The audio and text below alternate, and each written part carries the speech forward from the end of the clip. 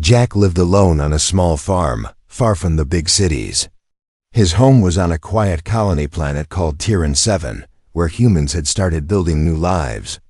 Jack didn't have family or friends nearby. Just him, his tools, and a few old machines. That helped with farming. He didn't mind the silence. But recently, wild animals had started attacking his crops at night. So Jack decided to buy something cheap to help protect the farm, a smart pet. Not a real animal, just a machine with basic AI, like a robot dog or something similar. He searched online and found a strange listing. It was only 30 credits. The description said, obedient, smart, requires no food. Great for protection or company.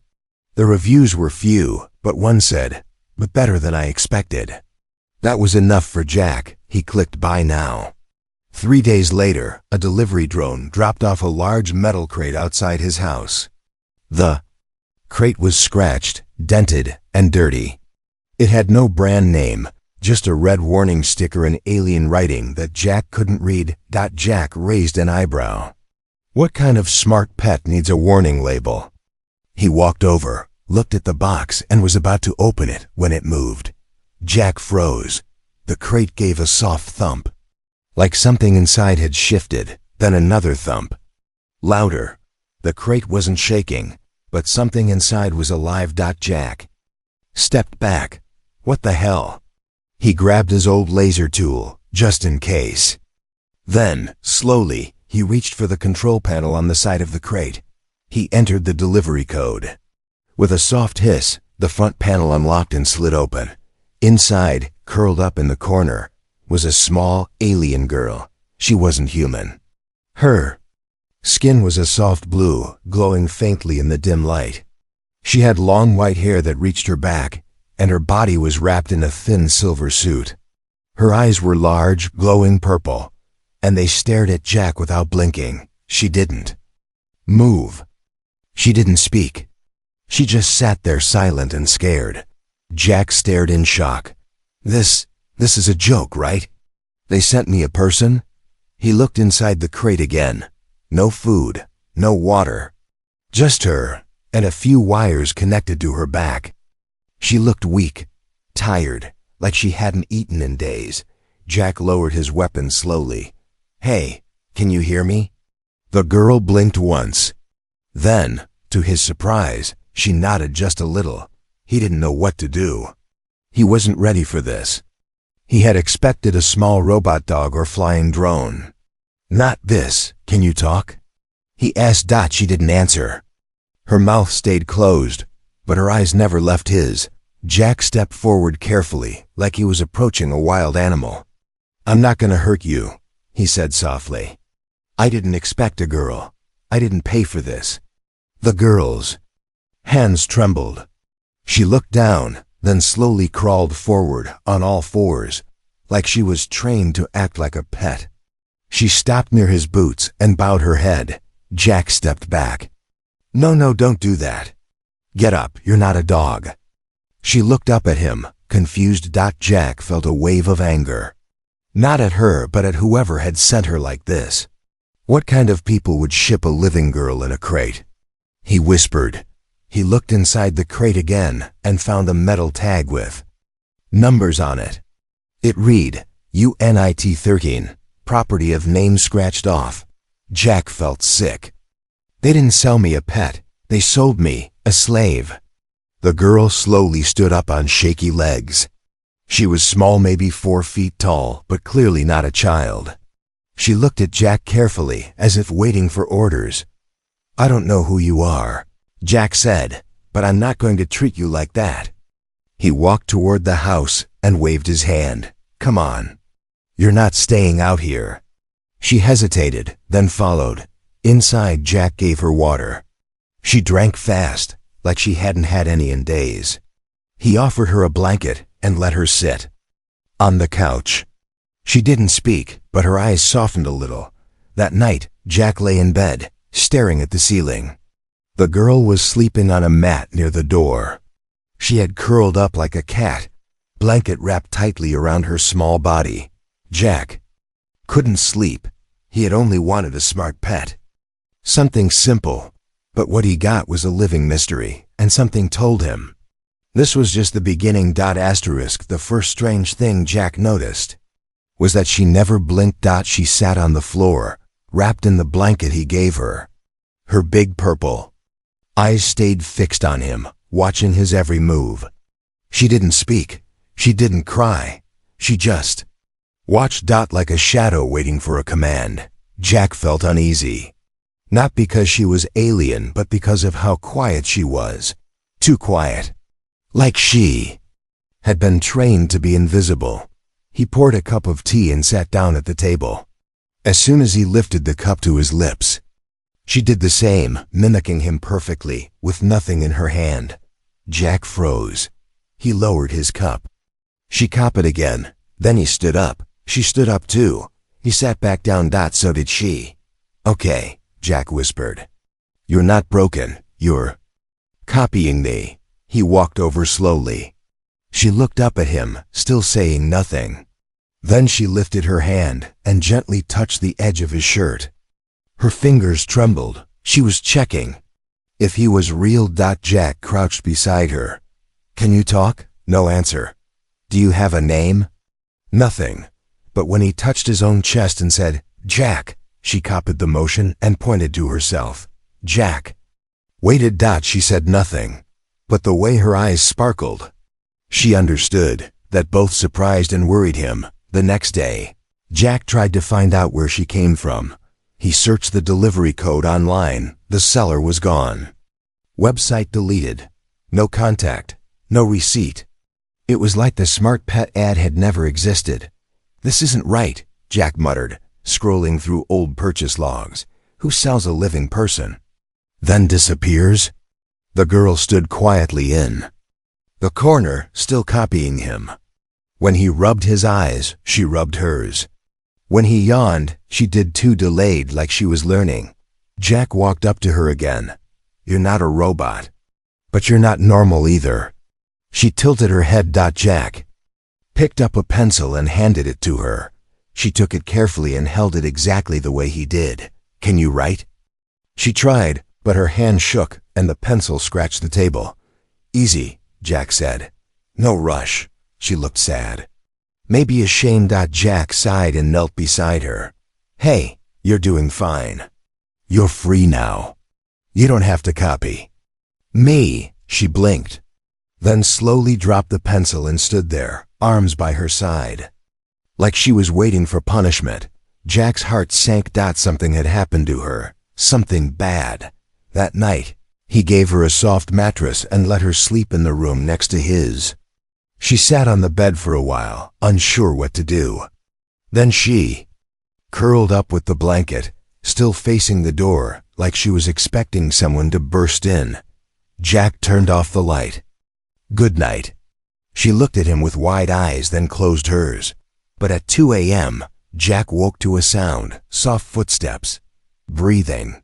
Close. He sat up. She was standing right next to his bed, shivering. Hey, are you okay? He whispered. No. Answer. Just wide eyes filled with fear. She slowly pointed to the window. Jack got up and looked. Outside, above the trees, something flashed. A small drone, quiet and black, hovered in the sky. Then it zipped away into the darkness. Jack looked back at the girl. She was shaking, hugging herself tightly. That's when he understood. Someone was looking for her, and if they found her, they'd take her back. Jack didn't mean to hurt her. It started with a simple accident.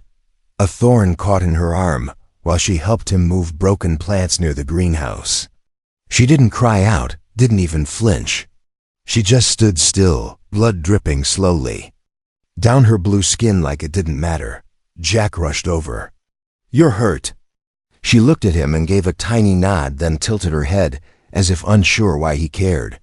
He carefully took her inside and sat her at the kitchen table. The wound was small, just a scratch.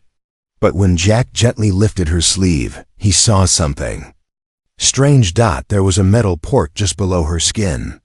A round, cold circle with blinking lights like a data plug. Jack's hands froze. What the hell? He leaned closer. Next to the port, small letters were burned into her skin in alien. Script. He didn't understand the language, but one word had been translated beneath it in shaky writing. Override. Jack touched the port carefully, and it lit up red. A faint click echoed from deep inside her. Then she moved, but not like before. She stood up, back straight, hands folded in front of her. Her eyes went blank cold, lifeless. She spoke for the first time in a flat, robotic voice. Command mode, awaiting orders. Jack stepped back in shock. No, stop, what are you doing? She didn't blink. Please assign task. He shook his head. You're not a machine. No response. She was completely still. Like a puppet on strings. Jack reached toward her again, touched the metal ring. Cancel. Stop. Be normal again. After a few seconds, the light turned off, and her body slumped. She blinked slowly, confused. Then her lips trembled. Her arms wrapped around herself, and she stepped backward, afraid of him. Jack's heart broke. I didn't mean to trigger it, he said softly. I didn't know, but she didn't move, just stared at the floor, like she expected to be punished for doing something wrong. Jack sat down, head in his hands. You weren't just trained, you were programmed. Whoever created her didn't just want to help her. They had built her to be a tool, something that looked alive but obeyed like a machine, and she still thought that was all she was. Later that night, Jack sat beside the campfire, thinking in silence. The alien girl sat a few feet away, curled in a blanket, her eyes glowing softly in the dark. I'm sorry, he said. Whatever they did to you, I'll never do that. You're free now, I mean it. She turned her head, just a little. Then slowly, she moved closer. Not touching him, just near enough to feel the warmth from the fire. Jack smiled gently. That's better. After a long pause, she picked up a stick and drew something in the dirt. A circle. Then a number. 13. Jack blinked. Is that your name? She nodded once.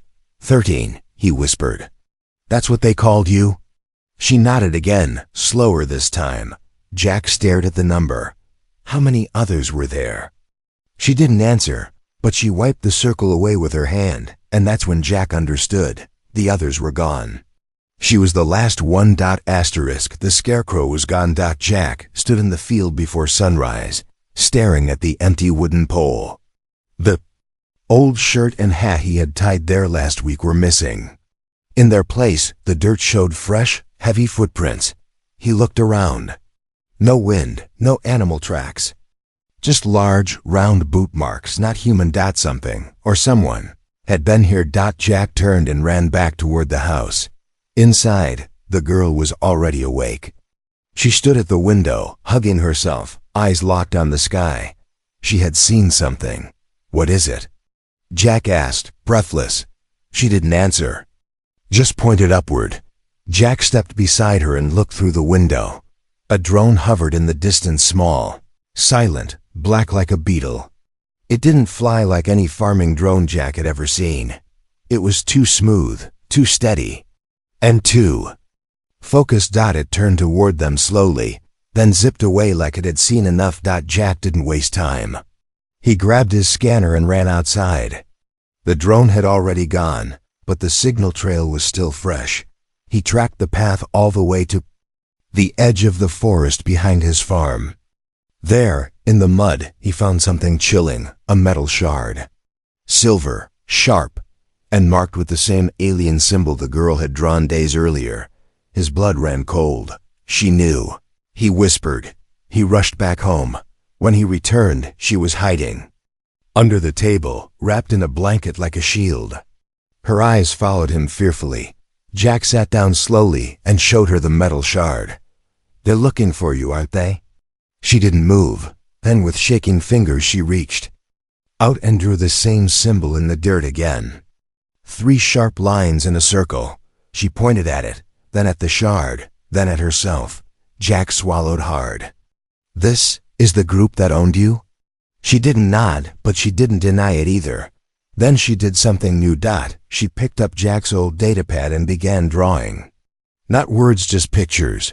1, 2, 13 small figures, each with a number. Then she crossed out 12 of them. One by one, only number 13 remained. Jack stared. You're the last one. The only one left.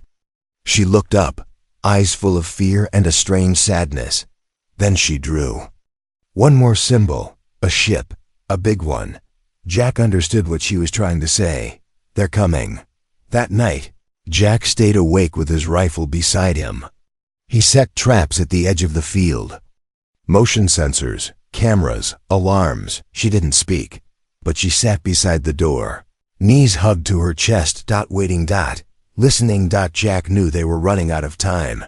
He had no idea who they were, but he knew one thing for sure. They wanted her back, and they wouldn't ask nicely.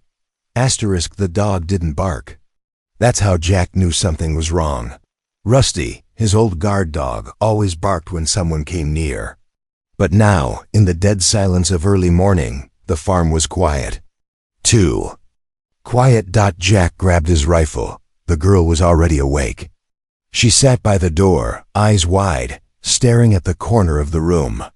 Her body was still, but her fingers trembled. Then they both heard it. Crunch, the sound of boots on dry leaves outside.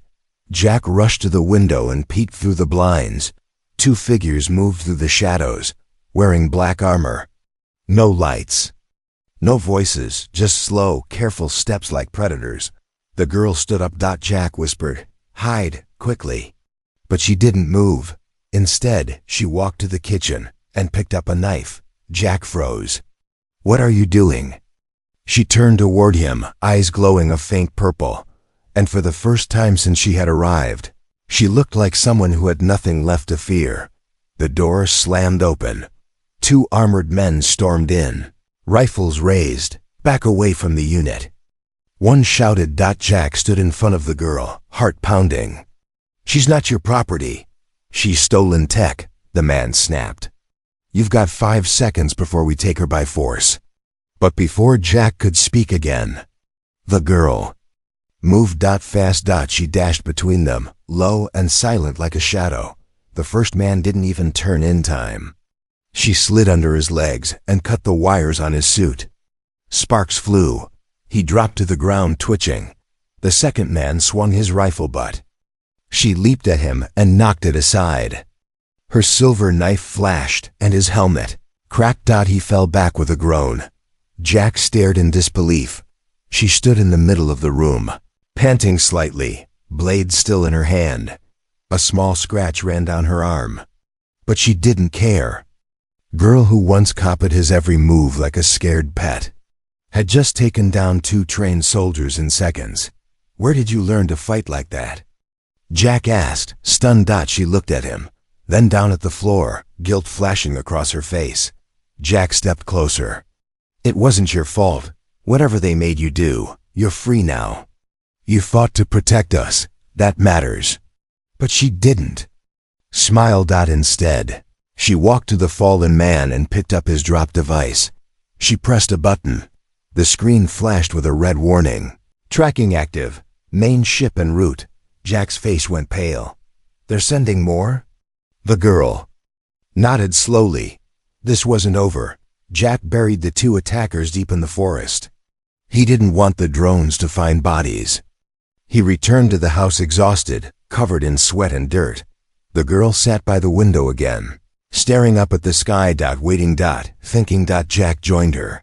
"You're more than a fighter," he said. "More than a tool." She didn't answer, but she reached out and gently took his hand, and for the first time, Jack realized something. She didn't just need protection. She wanted connection. She spoke in her sleep. Jack had fallen asleep on the floor beside her. After everything, fighting soldiers, burying bodies, preparing for another attack, they were too tired to talk. They just sat together until they both passed out near the condo. Fire. But now in the middle of the night, Jack opened his eyes. Her voice was soft. Broken. Not in English, but something close. The words were shaky, half dream, half memory. Please, I don't want to go back in the dark. Jack sat up. Slowly, she turned in her sleep, clutching the blanket like a shield. I'll behave, I'll be quiet, I'll be useful. Just don't send me back. Jack's chest tightened. He had heard prisoners talk like that, slaves, survivors, but never a girl who looked so innocent, and never with that much fear. Next morning, Jack did something risky. He brought out the strange metal device one of the soldiers had dropped, the same one that had activated the tracker. He studied it for hours. It looked like a simple cum screen, but there was one locked folder hidden deep inside. Jack wasn't a hacker, but he knew old military tricks. With a few guesses, a reset code, and some luck, he broke in. What he found wasn't just files. It was a catalog. Names. Photos. Units.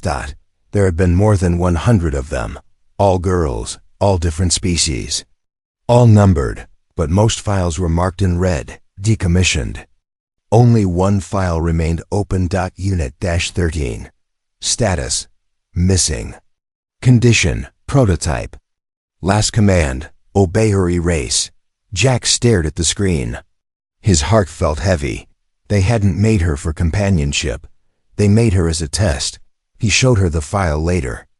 That night, she stared at it quietly. No shock, no fear. Just acceptance. She already knew. She took the screen from his hands, pressed her small fingers on her photo, and then pointed to the line of red marks below. She didn't need to speak. Jack understood. Those were her sisters, gone, used, broken, deleted. Only she remained. Later, as they sat under the stars, Jack finally asked, "What did they want from you?" She looked at him, then slowly pointed to her heart, then her hand. "They wanted you to be everything," Jack whispered. "Smart, strong, silent." She nodded once. "And if you weren't?" She drew a slash across her own neck with her finger. Jack turned away, angry, sick. He stood up and looked at the night sky. "They're monsters," he said. "But they're not taking you again." She watched him. And then, for the first time, she spoke a full sentence, soft, careful. "I want to be real." Jack looked at her. His eyes widened. "You already are," he said. "More real than they'll ever be." She blinked. Then she smiled, a real, small, fragile smile. Asterisk has gone. Jack woke up to cold air and silence. The bedroll next to his was empty, the blanket folded, no footsteps, no signs of a struggle. Just a quiet house. He rushed outside, heart racing. 13, he shouted. "Where are you?" The sun was just rising over the trees. The morning fog clung to the ground like a ghost. Jack's boots crushed wet grass as he ran toward the field. Then the forest. Then the greenhouse. Nothing. Only one thing waited for him near the barn. A small, hand-drawn message scratched into the dirt. "Don't follow. I don't want you to get hurt." Jack stood frozen. She had left on her own. To protect him. But Jack wasn't going to let her fight alone. He jumped into his old truck, threw supplies in the back, and took off toward the signal he had tracked earlier, the one from the soldier's device. It led far into the forest, to the edge of a deep ravine, and the crash site of a small stealth shuttle. And standing there, arms raised, was 13, facing down 4 armored soldiers. Jack slammed on the brakes. She didn't look back, but he saw it in her shoulders. She knew he'd come anyway. "Stand down, girl," one of the soldiers barked. "You were never meant to escape." Jack stepped out of the truck, rifle in hand. "And she was never meant to be your slave," the soldier laughed. "She's not a person. She's equipment." Then 13 moved. She didn't run. She didn't scream. She walked forward, calm, quiet, determined. They fired. Jack shouted, but it was too late.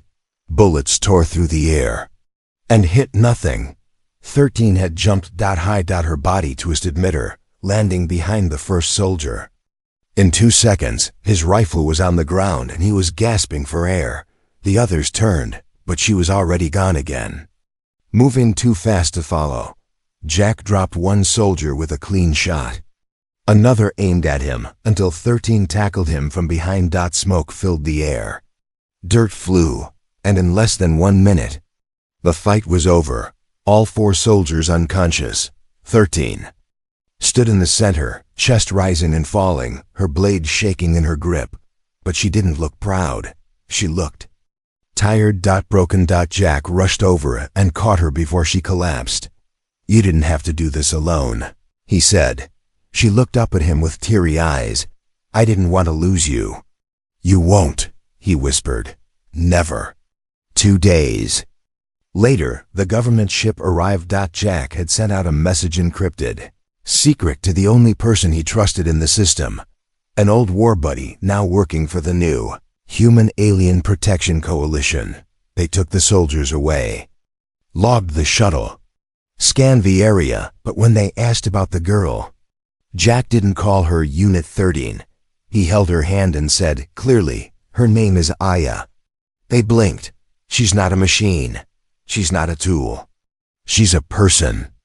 And she's staying with me." After a long pause, they agreed. Weeks passed. Aya once, Unit 13, began learning to speak. She helped Jack on the farm, learned how to plant, build, and laugh. And sometimes, at night, she sat beside him near the fire, watching the stars in silence. Jack once asked her, "Why did you choose the name Aya?" She smiled gently. "It means beginning." Jack nodded. "Fitting," he said, "because that's what this is. Not a story about a smart pet, not even a story about a lost girl, but the beginning of something better. For both of them."